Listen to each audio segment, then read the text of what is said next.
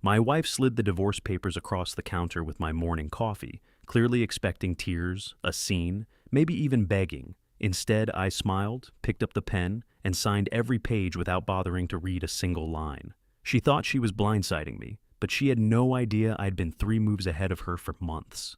What came after that morning is what really blew her world apart. My name is William Winters. I'm 48, and I own a small IT consulting firm that sets up computer systems for local businesses. It's not glamorous, but it's stable, and it's always been enough to keep us comfortable in our place in Riverside Heights. At least, it kept us comfortable, right up until the day those divorce forms were waiting on the kitchen counter like a bill after dinner. Charlotte had placed them neatly beside my mug. That wasn't an accident. She's always been meticulous, arranging everything with intention. The papers were pristine, still stiff from whatever downtown law office had printed them, the kind of place that charges by the hour just to breathe their air. I picked up my coffee first, took a long, slow sip, and glanced over the stack. 22 years of marriage, boiled down to a pile of legal forms with yellow tabs marking every place I was supposed to sign. Charlotte walked in from the hallway in her yoga outfit. She'd been going to yoga 3 times a week for the last year, though I'd started to notice she never seemed particularly stretched when she came back. "I want a divorce, William," she said flatly, not even bothering to meet my eyes. She kept fiddling with her water bottle, twisting the cap off and on like it was suddenly the most urgent job in the world. I set my mug down and looked at the paperwork properly for the first time.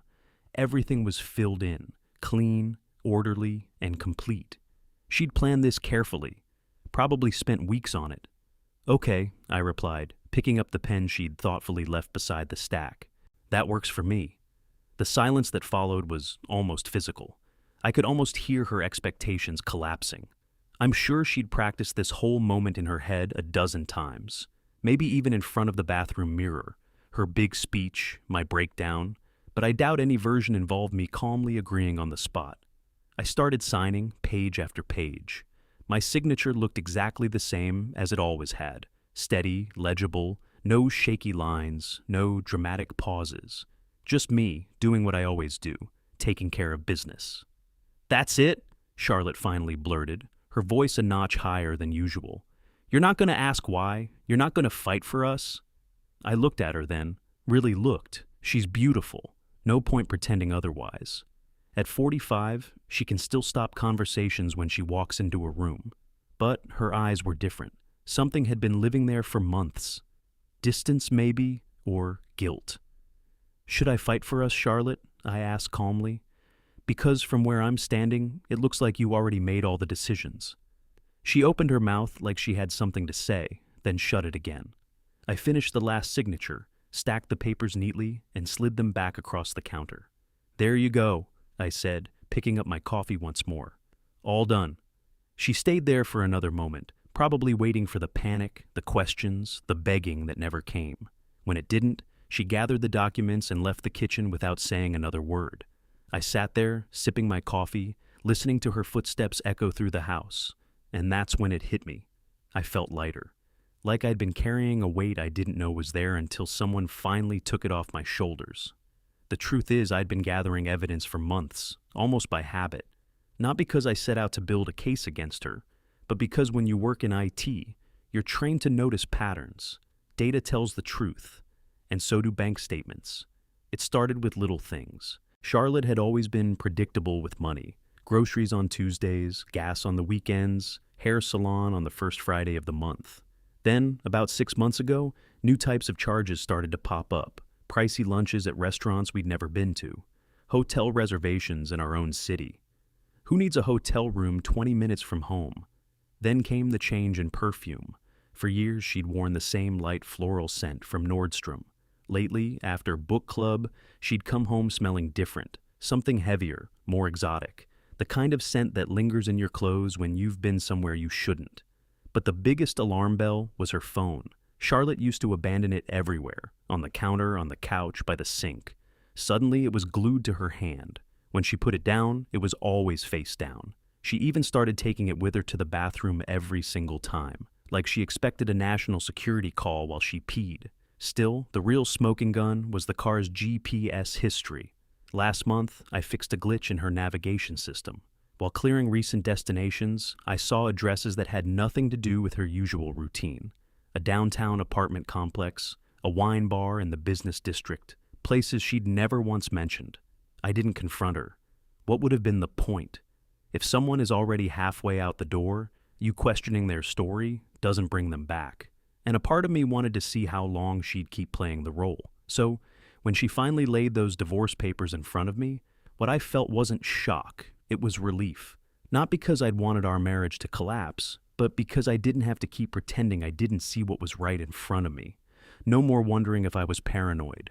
No more trying to believe her when the details didn't line up. By then, Charlotte was upstairs, probably calling her lawyer to confirm everything was signed. I could hear her voice through the ceiling, animated, excited, more alive than she'd sounded around me in months.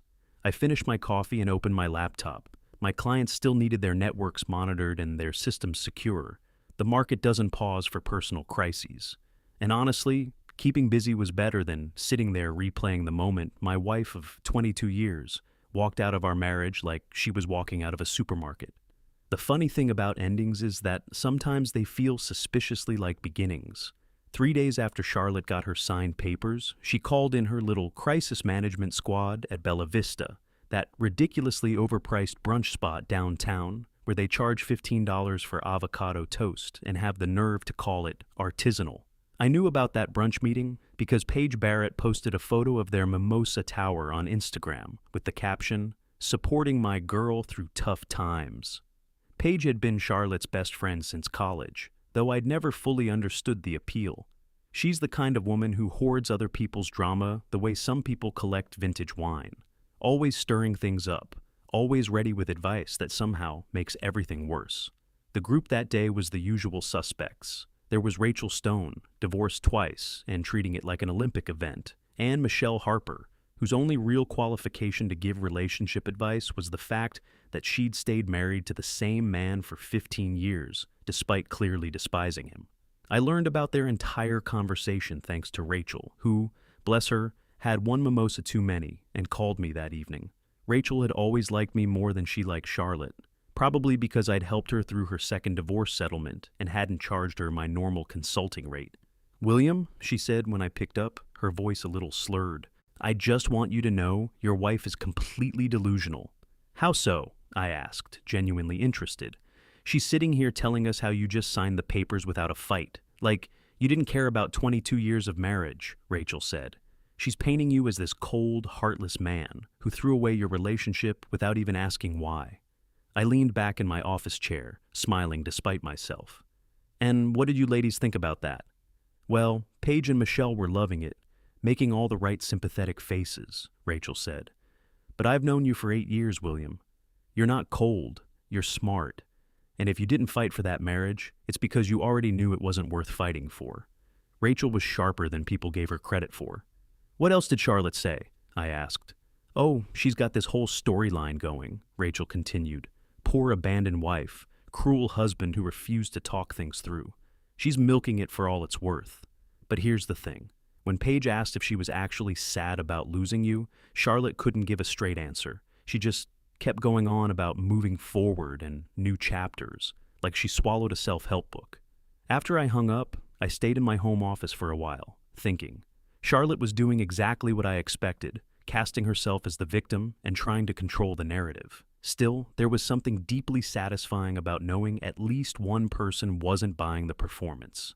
The truth is, I wasn't angry about Charlotte's version of the story. If she needed to turn me into the villain so she could live with what she'd done, that was her problem. I had more important things to focus on than other people's opinions of me. Over the next 2 weeks, I moved through the house like a surgeon, methodical, precise, removing only what belonged to me and leaving her world otherwise untouched. It wasn't an act of cruelty. It was practicality. Clean breaks heal faster than messy ones. I started with my home office, packing up my computer equipment, client files, and a framed photo of my parents that had sat on my desk for a decade.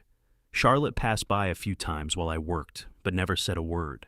She just watched me dismantle my space with the same calm efficiency I'd shown when I signed the divorce papers. Then I tackled my clothes. 22 years of marriage produces a lot of fabric, but I only took what I'd bought myself, or what actually meant something to me. The pricey suit Charlotte had chosen for special occasions stayed hanging in the closet. If she wanted to remember me by my wardrobe, she was welcome to keep those relics. The hardest part was deciding what to do with the shared items. The leather couch we'd bought for our 5th anniversary, the dining set from her parents, the coffee maker that had faithfully delivered our mornings for 3 years. All of it stayed. I had no interest in fighting over furniture or splitting up kitchen gadgets like 2 college roommates separating after a lease ends. Still, there were a few things I couldn't leave behind. The toolbox my father gave me when I bought my first house. The signed baseball from the time I'd taken a client to a Cardinals game and caught a foul ball. The small wooden box where I kept my cufflinks and the watch Charlotte gave me for our 10th anniversary, back when gifts between us still really meant something. The whole process took exactly 12 days. Each evening, I loaded another box into my truck and drove it to the storage unit I'd rented across town. Charlotte never asked where I was taking everything or if I needed help. She just kept going through her motions: gym, book club, hushed phone calls behind closed doors. On the final day, I walked through the house one last time, scanning for anything I might have missed. The place already felt different, like a hotel room after checkout. Clean, impersonal, waiting for the next occupant. I left my house key on the kitchen counter, in the exact spot where Charlotte had placed those divorce papers 2 weeks earlier. No note, no dramatic message. Just a straightforward transfer of possession. By sunset, I was standing in my new apartment, looking out at a view that was entirely mine. When Charlotte came home, she'd find the space altered by my absence, a perfectly shaped missing piece. Noticeable, sure, but the overall picture would still hold without it. My new place was in Highland Ridge, a modern complex about 15 minutes from the old house, but worlds away in every way that actually mattered. Top floor, corner unit, floor-to-ceiling windows facing east toward the mountains. The rent was reasonable, and for the first time in a long time, the space I was standing in felt like it truly belonged to me. The building had solid security, and the best part was that no one there knew me as Charlotte's husband. I was just myself again. I kept the furnishings simple, only what I actually needed to live and work comfortably. A good couch, a decent dining table that doubled as a workspace, and a bedroom set that matched how I actually sleep, not how Charlotte thought a bedroom should look in a magazine. No throw pillows, no random decor, no pretty but useless furniture. Setting up my home office was the real satisfaction. 3 monitors so I could juggle multiple client accounts at once. A real ergonomic chair that didn't make my back feel like it was being punished. A filing system that followed my logic instead of trying to accommodate someone else's preferences. Within a week, I was getting more done than I had in months. Client calls went smoother when I wasn't wondering if Charlotte was hovering in the hallway. Financial reports got finished faster when I wasn't being asked to clear my computer clutter off the dining table so she could spread out another Pinterest-inspired project. The silence in the new place felt different too. Not that tense, brittle quiet from the old house, where every sound felt like it might trigger an argument. This was real quiet. Peace. I could work late without feeling guilty, watch whatever I wanted, and eat dinner at the counter without having to comment on the latest chapter of her book club drama. About 2 weeks after I moved out, Charlotte started reaching out. At first, it was small, harmless stuff. A text asking about the warranty information for the refrigerator, something she could have found in the kitchen drawer where we'd kept manuals for a decade. Then, a call asking if I'd taken the spare garage door opener. These weren't real problems. They were pretexts. I replied politely, but kept it short. The refrigerator warranty was in the kitchen drawer. No, I hadn't taken the garage door opener. It was probably still in the glove compartment of her car where she always kept it. I didn't ask how she was, didn't invite extra conversation. I just answered the question and moved on. What struck me was how natural living alone felt again. I'd been single for 6 years before marrying Charlotte, and apparently those instincts hadn't gone anywhere. I cooked the food I actually wanted to eat, set the thermostat where I was comfortable, and went to bed when I was actually tired, not when someone else decided it was bedtime. For the first time in years, I was living my own life, instead of contorting myself to fit someone else's idea of what my life should be. As the weeks went by, Charlotte's messages became more frequent and noticeably less practical. The straightforward questions about the house turned into something more probing, like she was fishing for a reaction rather than information. "William," she texted one evening, "I can't find the manual for the lawnmower. Do you remember where we put it?" The manual was hanging in the garage on the pegboard, exactly where it had been for 3 years. Charlotte knew that. She was the one who'd set up that whole pegboard system, complete with labeled hooks and plastic sleeves for every piece of equipment documentation. I texted back the location and left it at that. No follow-up, no curiosity, no offer to come over and help. Just the answer. A few days later, she called while I was reviewing a client's retirement portfolio. I almost let it go to voicemail, but Charlotte had never been the type to call repeatedly, so I figured it might be something real. "Hi, William," she said when I answered. Her tone had that overly casual polish people use when they're trying very hard to sound relaxed. "I was just wondering if we could maybe talk sometime. About things." "What kind of things?" I asked, minimizing the spreadsheet but keeping it open. "Well, I feel like this whole divorce happened so fast," she said. "I mean, we were married for 22 years. Don't you think we at least owe it to ourselves to talk about what went wrong?" I leaned back and looked out toward the mountains. "Charlotte, you handed me divorce papers that were already filled out. You'd clearly been thinking about this for a while before that morning. What's left to talk about?" The silence stretched long enough that I checked whether the call had dropped. Finally, she said, "I just think it's strange that you didn't even ask why I wanted the divorce. Most people would want to understand what happened. Most people probably don't spend 6 months watching their spouse come home wearing someone else's cologne," I replied evenly. Another long pause. "I don't know what you mean by that," she said. "Sure you do," I answered, "but it doesn't matter anymore. You wanted out, you got out. We're both free to move forward however we want." "But William," she began. "Charlotte," I cut in, still keeping my voice calm, "I need to get back to work. Was there anything else you actually needed?" She hung up without another word. I turned back to the retirement portfolio, but part of my mind stayed on that conversation. Charlotte wasn't reaching out because she missed me or regretted anything. She was reaching out because my reaction didn't match the story she'd built in her head, and that unsettled her. She'd counted on drama, rage, accusations, pleading. Instead, she got short, factual answers and polite distance. Somehow, that was more threatening to her than the screaming match she'd been prepared to handle. Then came the call. It was a Thursday evening, and I was in the middle of debugging a client's network configuration. The number wasn't in my contacts, but the area code was familiar enough that I picked up. "Dad." I almost dropped my phone. Sebastian's voice was deeper than I remembered from 3 years ago, but still unmistakably my son. "Sebastian," I said, immediately closing my laptop. "Where are you?" "I'm in Phoenix," he replied. "I just heard about your divorce. Mom called me yesterday."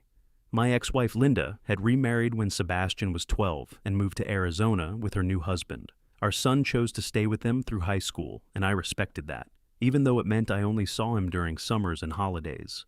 Now he was 26, running his own software development company, and apparently getting updates on my life from 2 states away. "How much did your mother tell you?" I asked, genuinely curious which version had made it to Phoenix. "Enough to know Charlotte started the whole thing, and you didn't fight it," Sebastian said.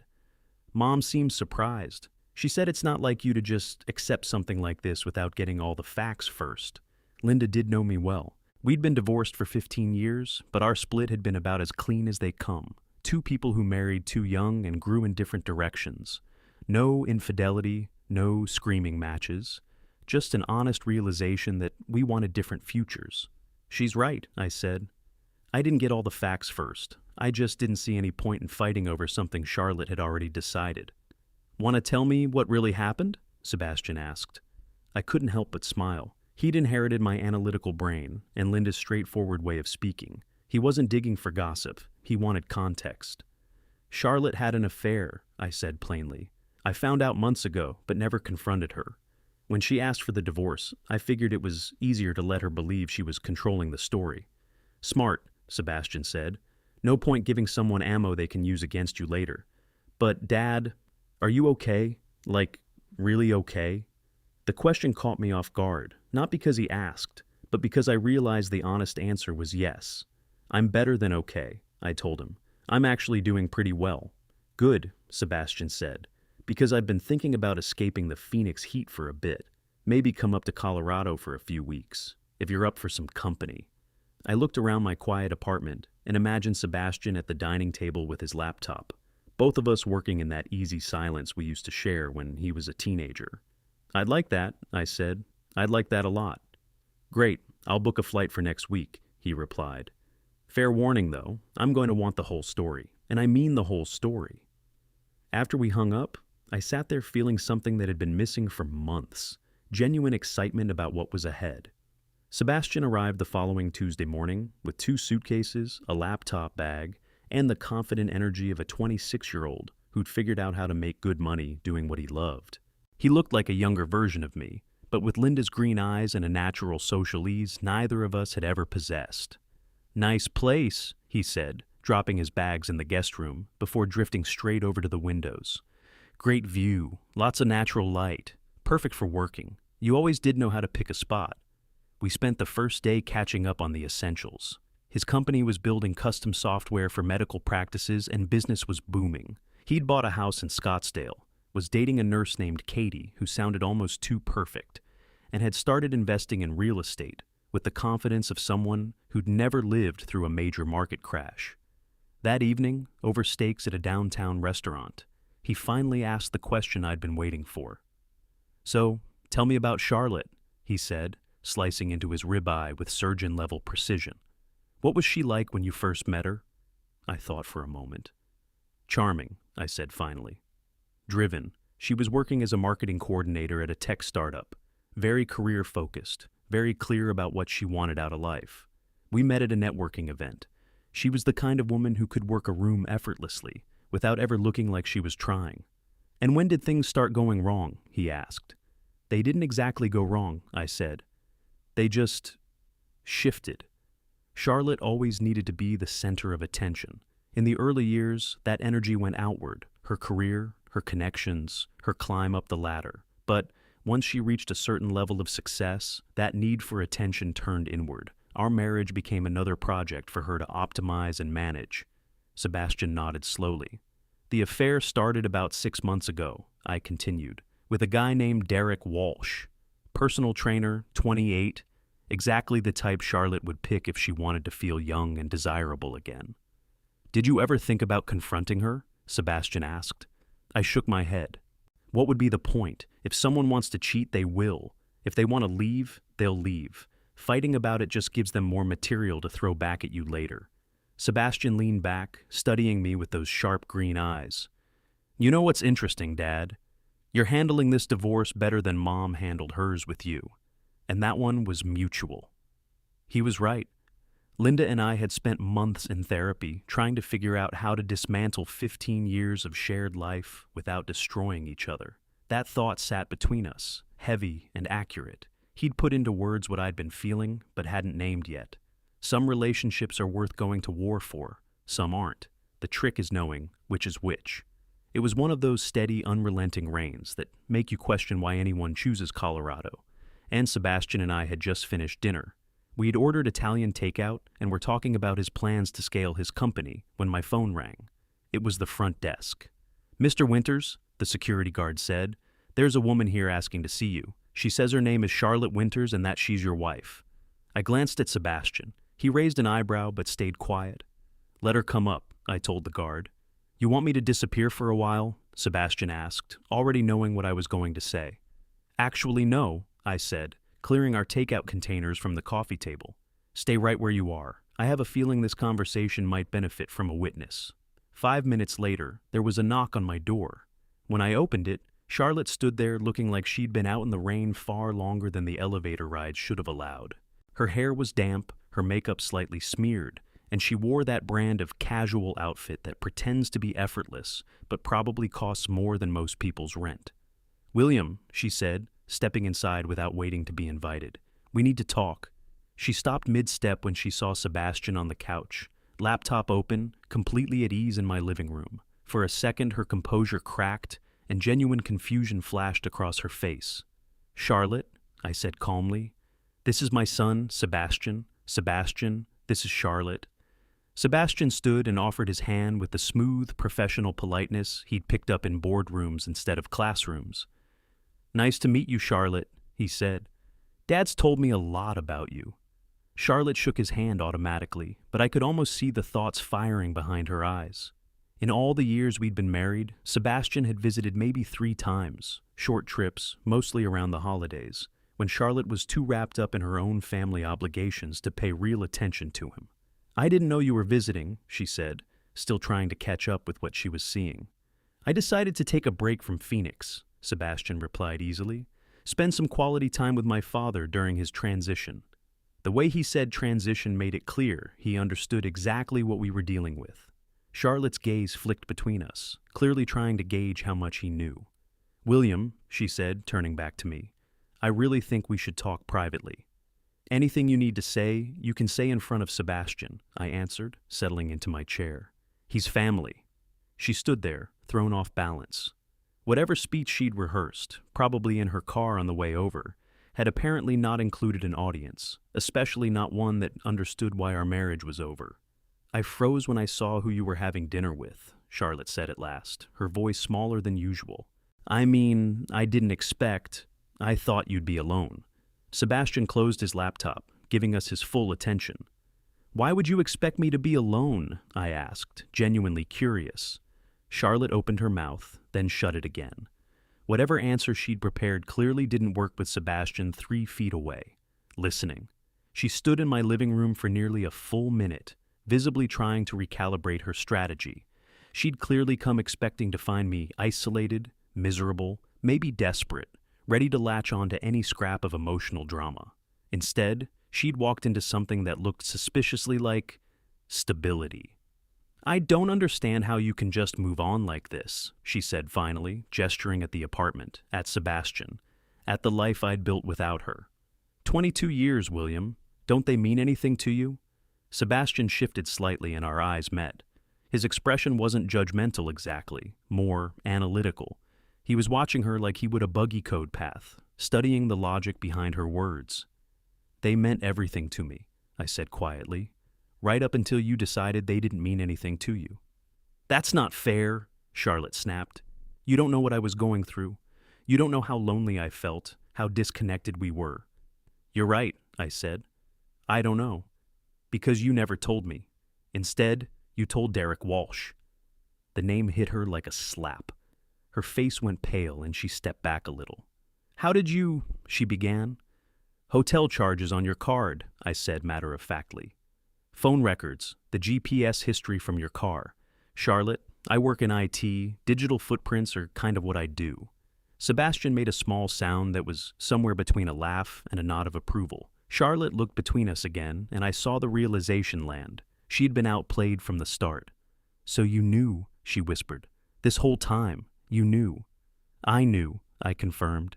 "And I also knew that confronting you would just create more drama without changing anything. You'd already made your decision. I just made it easier for you to follow through on it." She sank into the chair across from me, like her legs couldn't quite be trusted anymore. "I thought—" her voice broke a little. "I thought you'd fight for us. I thought you'd at least try to save our marriage." "Why would I fight to keep someone who doesn't want to stay?" I asked. "That's not love, Charlotte. That's desperation." Sebastian had fully closed his laptop now and was listening intently. I could see him taking it all in, the expectations Charlotte had brought with her versus the reality she was facing. "I made a mistake," Charlotte said, tears gathering in her eyes. "Derek and it's over. It was never really serious. I got confused. I'm sorry it didn't work out," I told her, and I meant it. Not because I wanted her back, but because I don't enjoy seeing anyone in pain, even someone who caused plenty of it for me. "William," she said, leaning forward, "is there any chance we could try again? Start over?" I looked at her, really looked, and realized that whatever I'd felt for her had changed into something else entirely. Not hatred, not even anger, just distance. Like looking at an old photograph of a place you used to live but can barely remember now. "No," I said gently. "There isn't." Charlotte sat in silence for another moment, then pushed herself to her feet. "I should go," she said. I walked her to the door. As she stepped into the hallway, she turned back one last time. "I hope you're happy, William," she said. And for the first time since she'd arrived, her voice sounded genuinely sincere. "I am," I told her.